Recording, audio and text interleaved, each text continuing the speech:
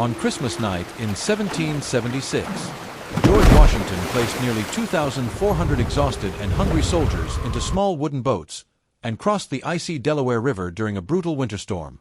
Snow, freezing rain, and giant blocks of ice smashed against the boats as the men struggled through the darkness. Across the river, more than 1,000 Hessian mercenaries were asleep after their Christmas celebrations in Trenton, New Jersey. They had no warning that an attack was coming. When Washington's troops finally reached the town the next morning, they struck fast and hard. In less than 90 minutes, the battle was finished. More than 900 Hessian soldiers were captured, while the Americans suffered no combat deaths. It became one of the most shocking victories of the entire American Revolution. But this was not simple luck, or a desperate gamble from a cornered general. It was part of a much larger strategy that Washington had been carefully building from the very beginning of the war. His methods were so unusual and deceptive that the British Empire, the strongest military power in the world, failed to fully understand them until it was too late. In 1775, the Second Continental Congress appointed Washington as Commander-in-Chief of the Continental Army. The title sounded impressive, but the reality was terrible. The army was little more than a collection of local militias with almost no organization. Soldiers came from different colonies, used different weapons, followed different training methods, and lacked proper supplies. There was no stable funding, little discipline, and almost no military structure. Washington himself had military experience from the French and Indian War many years earlier, but nothing could have prepared him for the enormous challenge ahead. Britain controlled the largest navy on Earth, with hundreds of powerful warships.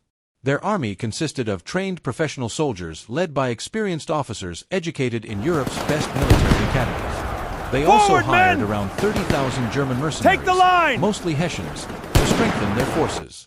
Washington, meanwhile, commanded farmers, laborers, teenagers, and shopkeepers who had barely held muskets before joining the army. Many enlisted for only a few months. Once their enlistment ended, they simply returned home. Even during active campaigns, every few months, Washington practically had to rebuild his army from nothing. The early battles proved how dangerous the situation truly was. During the Battle of Long Island in 1776, British General William Howe nearly destroyed the Continental Army completely. Washington's forces were trapped near the East River, surrounded by stronger British troops. If Howe had attacked aggressively that night, the revolution might have ended immediately. But Washington escaped through one of the boldest retreats in military history. During the night, a heavy fog covered the river.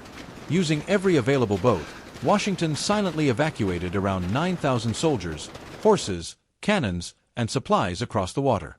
British guards positioned nearby heard nothing. By morning, the entire American army had vanished. That escape saved the revolution, but it also taught Washington an important lesson. He realized he could never defeat Britain in traditional European-style warfare. His army lacked the manpower, training, equipment, and discipline needed for direct battles against professional British troops. So Washington changed his entire approach. Instead of trying to win massive battlefield victories, he focused on survival. Historians often compare this method to the Fabian strategy, named after the Roman general Fabius Maximus. Rather than fighting powerful enemies head-on, Fabius weakened them slowly through delay, harassment, and exhaustion. Washington adopted the same idea against Britain. He understood that the Continental Army did not need to conquer the British Army outright. It only needed to stay alive long enough for Britain to lose the will to continue the war. As long as his army remained active, the revolution survived. Every month the war continued cost Britain huge amounts of money. Every failed attempt to crush the rebellion weakened political support for the war back in London.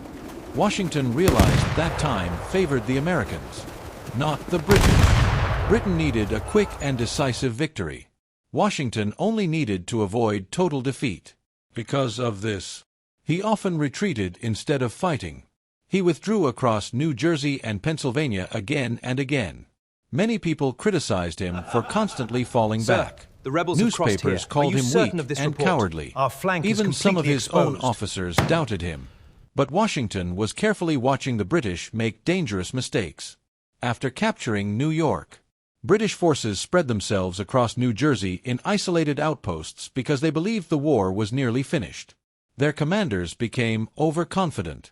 Officers attended parties and celebrations, while Hessian troops relaxed in towns like Trenton. Keep the lines tight Washington and maintain decided the to step. strike, exactly when they least expected it.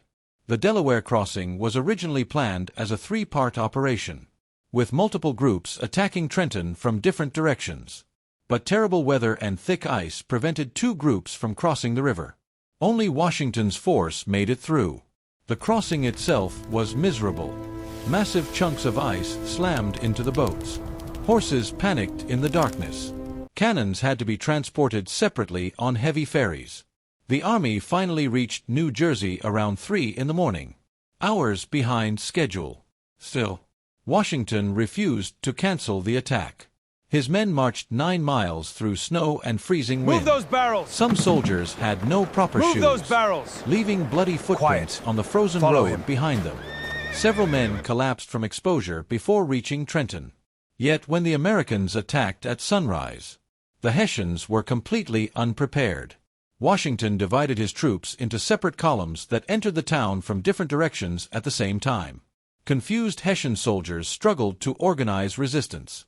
Their commander, Colonel Johann Rall, was mortally wounded during the fighting. Within 90 minutes, the battle ended in total American victory. Only 1 week later, Washington fooled the British again. British General Charles Cornwallis marched toward Trenton with more than 5,000 soldiers. Determined to destroy Washington's smaller army, Cornwallis believed he had trapped the Americans and famously claimed he would bag the old fox the next morning.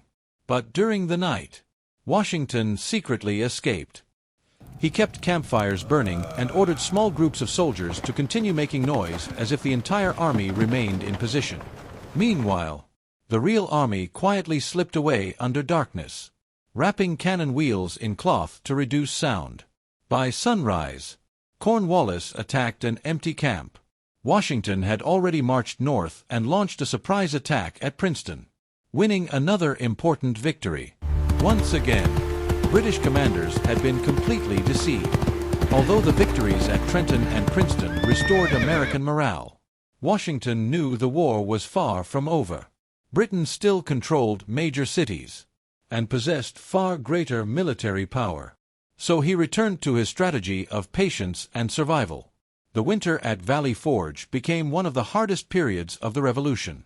Around 12,000 American soldiers camped there during the winter of 1777 to 1778 under horrific conditions. Food shortages were constant. Soldiers survived on simple mixtures of flour and water called fire cakes. Disease spread rapidly through the camp. Thousands died from sickness, starvation, and exposure rather than enemy attacks. Many soldiers lacked proper clothing and blankets. Yet Valley Forge also transformed the Continental Army. If we strike A Prussian here, officer we can named catch them Friedrich by Wilhelm surprise. von Steuben arrived and began training the soldiers using strict European military discipline. Even though he spoke little English, he personally demonstrated drills, formations, bayonet fighting, and battlefield coordination. The army that emerged from Valley Forge was no longer an unorganized militia. It had become a disciplined fighting force capable of challenging British troops directly. At the same time, Washington developed another powerful weapon: espionage. He created one of the most effective spy networks of the 18th century. The most famous group, known as the Culper Ring, operated secretly inside British-controlled New York City. Ordinary civilians gathered intelligence using coded messages, invisible ink, secret couriers, and hidden signals.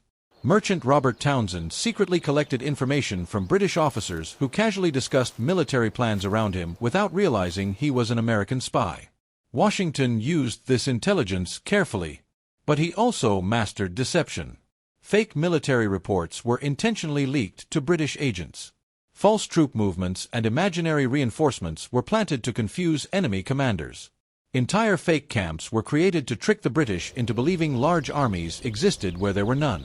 These methods constantly forced Britain to waste time, troops, and resources chasing false threats. The greatest deception of the entire war came in 1781. British General Cornwallis moved his army to Yorktown, Virginia, Forward, men! where he waited for reinforcements Take the from line! the British Navy. Washington saw an opportunity to trap him, but there was a serious problem.